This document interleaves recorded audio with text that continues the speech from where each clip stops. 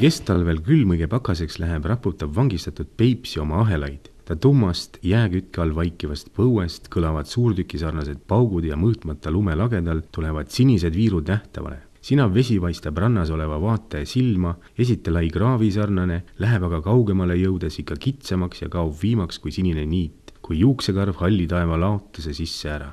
Nii olemegi jõudnud Vasknarva kordonisse, kus meid võtab lahkesti vastu kordoni juht, politsei kolonelleitnant Illar Jõgi. Mul on hea meel tervitada siin teid selles külmas Eesti kirdenurgas ja mis siis teeb Vasknarva kordon? Vasknarva kordon on üks Eesti Vabariigi ja Vene Föderatsiooni vahelist ajutist kontrolljoont valvav, piirirežiimi tagav, avalikku korda tagav ja otsingu ja päästetegevust teostav politsei struktuuriüksus.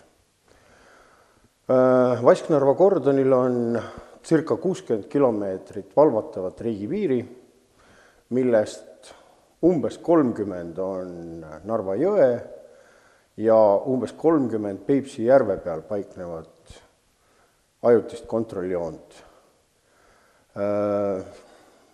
Tänase päeva kõige suuremad ülesanded on siis, mida ootab elanikkond, on Peipsi järve lubamise avamine ja ma usun, et kõik ootavad seda hetke, millal Ida prefektuur annab välja loa Peipsi järvele väljamiseks. Ja siin juures ongi hea öelda, et 9. jaanuarist on lubatud siis harrastuskalastajatele jalgsi kuni 3 kilomeetrit kogu Ida-Virumaa piires väljumine Peipsi järvele.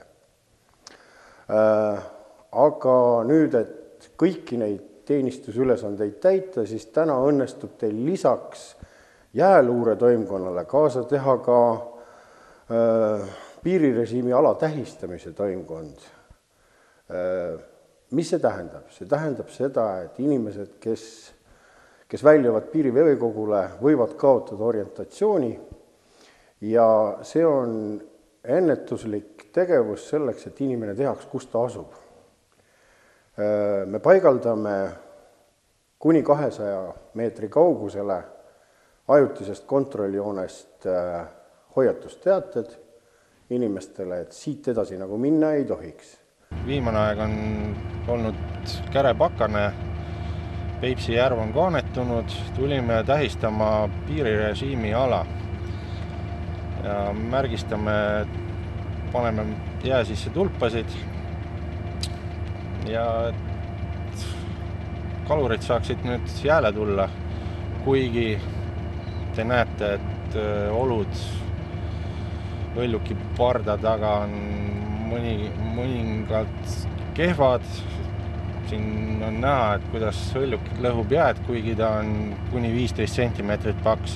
Piiripostid seisavad siis piirirežiimi alal, tähistavad piirirežiimi ala ehk siis 200 meetrit kontrolljoonest ja sellesse alasse ei tohi siis kalurid ega keegi peale piirivalve siseneda, et see ongi see ala, mida me siis kontrollime, et ületusi ei oleks. Siin juures ongi hea öelda inimestele, et kui hoida Eesti poole, siis õigusrikkumist ei ole, nii nagu astuda üle selle joone edasi, siis on väärtegu ja kui 200 meetri pärast veel edasi üle astuda ehk et siseneda Vene Föderatsiooni territooriumile, siis see on juba kuritegu. Väärtegu on karistatav väärteokorras ehk rahalise trahviga. Kuritegu kahjuks võib lõppeda juba millegi muuga. Piirivalve kasutuses on 3 Võllukit ja kõik on nad inglise firma Griffon toodang.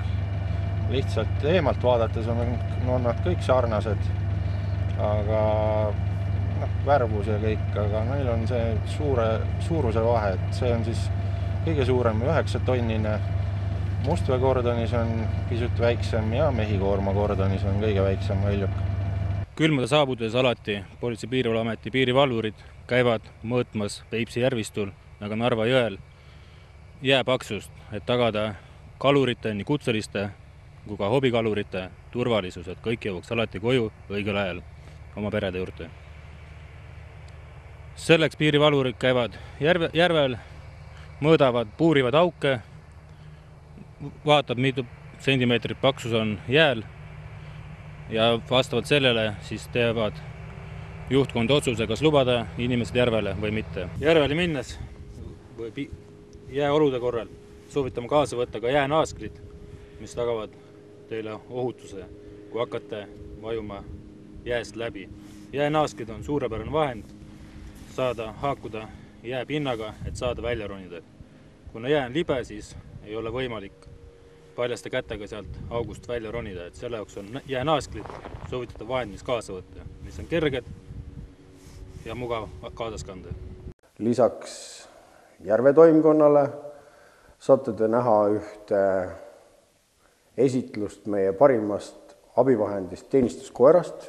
Te näete tänasel kuupäeval ühe põhiabilise ehk teenistuskoera tegevust, siis praegusel hetkel on Vasknarva kordoni koerajuht valmis teile näitama, milleks on üks teenistuskoer võimeline.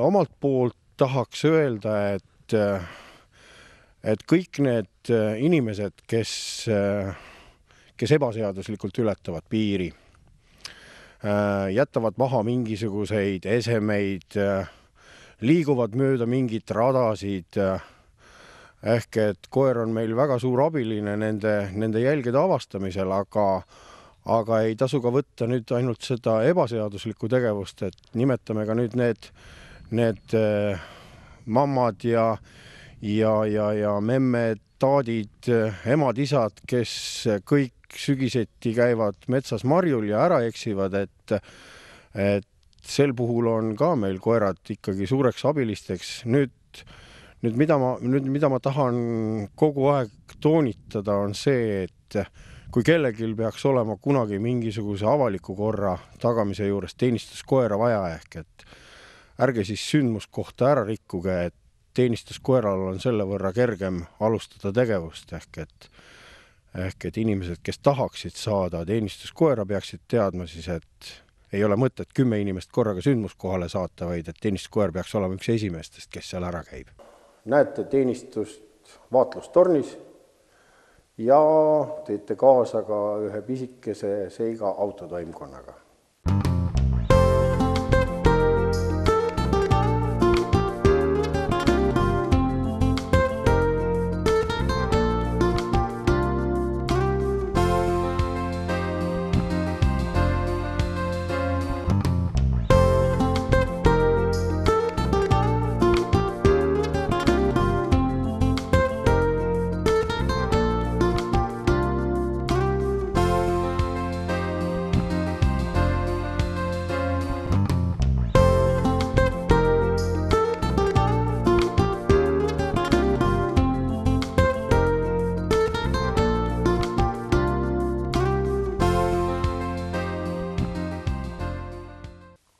Edukat kalastamist!